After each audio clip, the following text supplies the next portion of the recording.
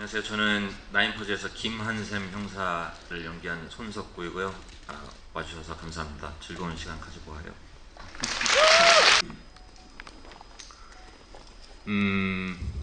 뭐 이제 그 직업적인 외피는 형사인데, 그쵸. 이제 저는 어떻게 보면은 이 형사 전문 배우라고 해도 과언할 정도로 형사를 많이 이렇게 했고, 근데 뭐 그렇다고 이제 뭐 형사로서의 차별점을 둔다는 게 조금 저는 좀 이렇게 맞지는 않는 것 같고, 왜냐면은 뭐 같은 형사를 연기한 것도 맞지만 뭐 항상 뭐 예를 들면 같은 비슷한 나이 또래에 뭐 같은 뭐 국적의 남자애 이렇게 하지만 다 다른 어떤 면모가 있는 거잖아요.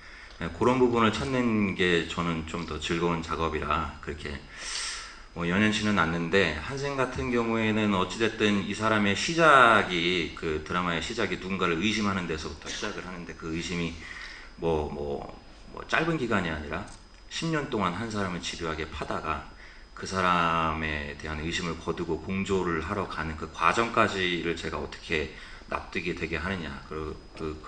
그런 집요한 성격의 소유자가 자기의 의견을 이렇게 이렇게 거두고 누군가와 공조를 할 때는 어떤 사람이면 그럴 만한 사람일까, 그런 거를 좀 감독님하고 많이 이야기를 나눴는데, 그 현장에서 하면서 좀 하면서 저는 찾은 부분이 많거든요.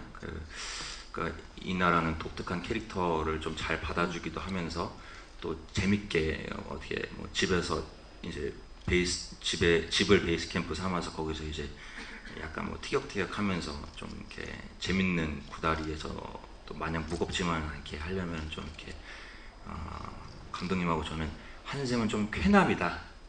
좀 쾌남적인 면모를 가진 캐릭터를 하면 어떨까. 그래서 나름 이제 내가 쾌남이라는 게 저는 무슨 뜻일까요? 쾌남이니까 하여튼 좀 뭔가 이렇게 쾌남인데 그래서 내가 쾌남일 때 나는 어떠지? 뭐 이런 생각을 하면서 저는 연기를 좀 했던 것 같아요. 이 자리는 안 계시지만 현봉식 배우까지 해서 사실은 DP 때는 나이가 좀 꼬여 있었는데 이번에 나이 퍼즐이 풀렸다라고 해서 이미 제대로 이제 펴주셨죠. 그 부분이 원래 이게 정상이거든요. 그게 좀 잘못됐었죠 한동안. 근데 봉식 군한테 좀 타격감이 있었는지는 모르겠습니다. 타격감이 별로 없는 눈빛이었어요. 굉장히 즐겼던 것 같아요. MG를 대표하는 그런 캐릭터를 연기하는 게. 그 생각나는 건데, 제가 뭐 다 보셨으니까 거기서 제가 야, 너 앞으로 밥 먹고 다니고 그렇게 하지 마. 너 왜 대답을 안 하냐. 왜 그러니까 MG 소리 듣는 거 아니야 막 하잖아요. 그거는 그 마지막에 너 그러니까 MG 소리 듣는 거 아니냐는 제가 감독님한테 가지고 그 얘기 한번 해보면 안 돼요. 감독님 그래 그거 해. 근데 들어가서 기분이 좋았어요. 그게. 제가 봉식이를 MG로 꼭 만들고 싶었기 때문에. 사실 그 대사 따로 여쭤보고 싶은 대사였는데 정말 심쿵 포인트래요. 벽치기 당하는 거를 좋아하는 이제 여성분들이 많대요. 그래서 제가 예전에도 그 벽치기 연기를 한번 했는데, 그때 제가 정말 감독님이 시키니까 하는 거예요 하면서 했거든요. 근데 그게 생각이 나서 감독님한테 벽치기를 사람들이 되게 좋아한대요. 그러니까 감독님이 그래? 그러더니 한번 해봐 그래서 했는데, 그거 한번 하고 나서 이렇게 걸어오시더라고요. 야, 그거는 좀 빼자 해가지고. 그래서 저희는 반대로 이나가 하는 걸로 바꿨죠. 네, 그래서 이나가 벽치기 하고, 이나가 가까이 다가가면서 이렇게 뒤로 움찔하는. 그러니까 한샘 캐릭터 같은 경우에는 제 생각에는 대본에는 없지만 조금, 그러니까 자유도가 높아요. 한샘 같은 경우에는 없는 거를 넣어도 스토리상에 이렇게 무리가 없을 정도로 이렇게 시도해 볼 수 있는 부분들이 되게 많아서 그런 자유도가 허락이 되는 캐릭터이다 보니까, 감독님하고 뭐 다미가 얘기한 것처럼 그냥 이것저것 시도를 해보다가 괜찮은 것들을 이제 뭐 이렇게 감독님이 이렇게 좀 이렇게 취합을 하신 것 같아요. 뭐 일례로 빈이다, 이것도 제가 기억으로는 어느 날 같이 저녁 식사 자리에서 제가 모자를 썼는데 그거를 보시고 야, 너 모자 한번 써보는 게 어떻겠니? 하고 모자를 그러면은 처음에 이런 야구 모자 뭐 이렇게 얘기했다가 그 이제 모자 하면은 이제 또 우리 의상팀에서 모자를 많이 준비를 해 오잖아요. 그래서 그런 비니도 한번 써봤는데 처음에는 그냥 한두 번 정도 쓸까 생각하다가 또 감독님이 이게 컨셉일 수도 있겠다. 그런 어떤 행위가 나오니까 그럼 그 행위가 또 의미가 부여되면서 그게 스토리를 해야지 않고 오히려 도움이 되고 뭐 그런 식으로 이제 했는데 특히나 의상 같은 경우에는 저희는 어쨌든 이게 퍼즐이고 퍼즐이 주는 이미지 자체가 조금 현실과는 약간 떠있는 좀 만화 같은 느낌도 있고 또 거기에 맞춰서 미장센도 갖고 또 그러다 보니까 너무 현실적이지는 않아도 되는 의상 이렇게 해서 그 퍼즐이라는 매개체를 시작으로 다 좀 이렇게 퍼진 것 같아요. 그런 게. 혹시 더 뒷설정이나 에피소드 같은 게 있었는지 궁금합니다. 그 특별한 뒤에 에피소드는 없었고요. 이거를 처음 했던 이유가 일단 모든 캐릭터들을 좀 만화적으로 올리는 작업에서 이나를 먼저 톤업을 했었고 이나 캐릭터를 이나가 항상 이렇게 넥타이 매고 나오고 그 안경 끼고 이런 만화적 설정으로 캐릭터를 올리다 보니까 한샘도 거기에 맞춰서 좀 캐릭터를 톤업을 했어야 되는데 거기서 비니가 나오고 또 문신까지 나온 것 같아요. 네. 꽤 맞지? 다른 게 있었나 우리가? 맞아요.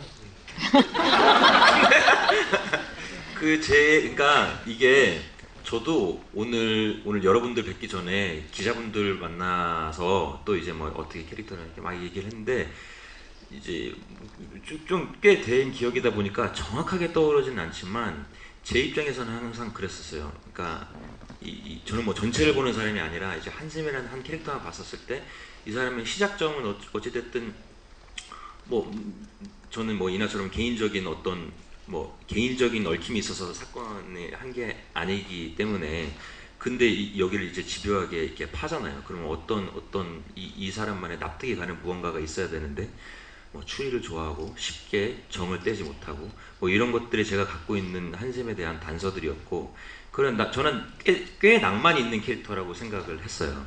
그러면서 그런 것들이 좀 표현될 수 있는 게 뭐가 있을까? 뭐 종이를 적어보면 어떨까? 뭐 옷은 조금 그런 좀 낭만이 있는 옷을 입으면 어떨까? 뭐 그러면서 그렇게 얘기를 이렇게 하면서 아버지에 대한 이야기도 사실은 그게 대본에서보다도 상당히 더 구체적으로 나오면서 그런 부분은 이제 감독님의 뭐 예전의 기억 같은 것도 이렇게 많이 넣으면서 초반에는 정말 감독님하고 놀듯이 막 한샘 집에는 막 얘는 막 바깥에서 뭐 물건 항상 갖고 와서 안 버리는 사람들 있잖아요. 그런 걸 해보면 어떨까요? 뭐 아버지가 처음에는 경찰인 줄 알았는데 알고 보면 배우면 어떨까요? 그냥 정말로 막 놀듯이 던진 것들 중에서 제가 볼 때는 감독님이 이렇게 취합을 막 이렇게 하신 것 같은데 저는 그것들이 나중에 관객 여러분들한테는 뭔가 추리를 하는데 결정적인 단서가 되는 것처럼 보인다는 게 너무 신기했어요. 떡밥으로 생각하시더라고요. 네. 저희는 떡밥이 아니고 캐릭터를 좀 구체화하기 위한 하나의 설정들이었는데 근데 저는 그럼에도 그렇게 돼서 약간 소름이었던 건 나는 그렇게 그때 아무 생각 없이 뭐 문신 종이 접고 뭐 아빠하고 카레를 뭐 짜장 어쩌고 저쩌고 했는데 감독님은 그때부터 이걸 다 떡밥을 계산한 건가? 아니야. 이랬었거든요. 나도 진짜 감독님 이거는 나도 너무 놀랬어. 난 떡밥을 이렇게 던질 생각이 없었는데 다 떡밥이라고 생각을 인터뷰 때는 하시니까 감독님은 아마 그런 다 생각이 있었을 거예요. 최산 캐릭터를 의심할 거라는 생각을 했었어요. 왜냐면 누가 봐도 쟤는 막내가 아니고 누가 봐도 나이가 있는 애인데 막내가 연기라 그러니까 저 사람은 왜 늦게 들어왔지? 분명히 관객들이 거기에 대해서 그리고 심지어 CCTV 그 한샘이 1부 엔딩인가 2부 초반에 샤워를 해요. 샤워를 하는데 그것도 제가 사람 죽이고 와서 좀 샤워를 하고 그러니까 그런 너무 놀래가지고 그거는 진짜 사람들 진짜 추리력이 대단하다. 진짜 엄청난 상상력을 보였는데 아니 근데 그래도 그런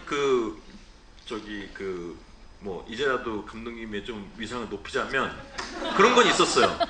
매 캐릭터가 연기를 할 때마다 저희는 그런 건 있었잖아요. 그냥 끝내는 것보다는 뭔가 좀 해봐. 범인인 것 같은 모습을 이렇게 조금씩 던져주는 건 있었잖아요. 그래도 계속. 아니 근데 뭐 어떻게든 추리극의 그 묘미니까 범인처럼 보이게 하는 거는 이제 추리극의 묘미라고 생각해요.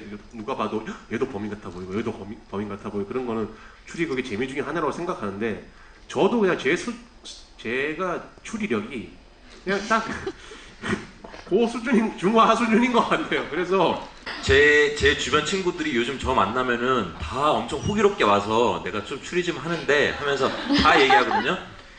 9부까지 나왔을 당시에 제가 맞춘 사람이 한 명이었어요. 한 명. 그 많은 사람 중에 한 명이었는데 심지어는 한국 분도 아니고 미국에 사는 제 백인 친구인데 걔가 DM으로 진짜 엄청 이렇게 딱 추리를 해온 거예요. 그래가지고 스포일러 해도 돼? 그러니까 된대요. 대신 맞추면 선물 보내래.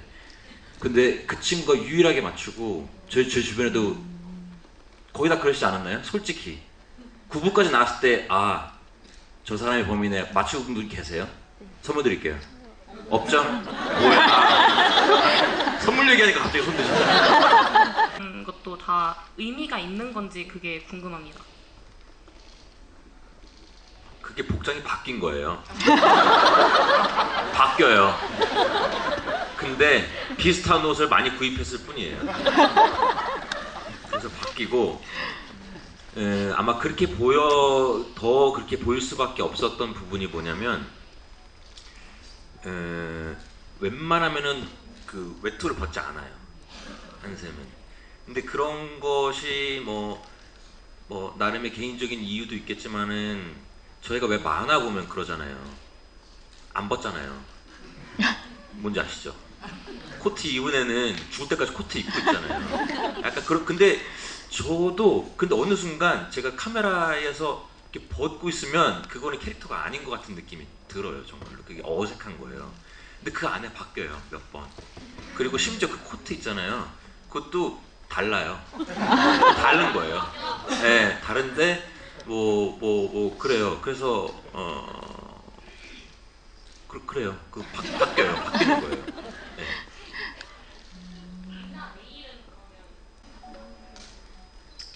그 작품하고 이렇게 이제 어떤 장르적 특성상 이런 GV에서 이런 세세한 부분을 막 논하고 아이디어가 아니고 의견을 공유하고 이러는 게 되게 재밌네요. 그리고 제가 참여했던 작품임에도 좀 새로운 시각으로 보게 되고 좀 개인적으로는 새로운 경험이었거든요. 이런 시간을 함께 나눌 수 있어서 되게 좋았고 그리고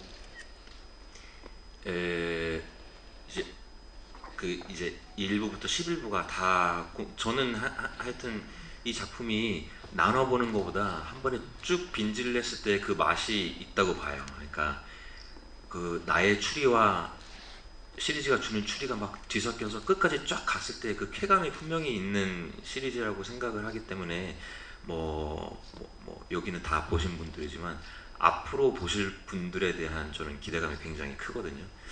그래서 기회가 된다면 여러분도 포함 더 많은 분들하고 이런 자리를 또 가져본다면 어떨까 그런 바람도 개인적으로 좀 있습니다. 오늘 너무 즐거웠습니다.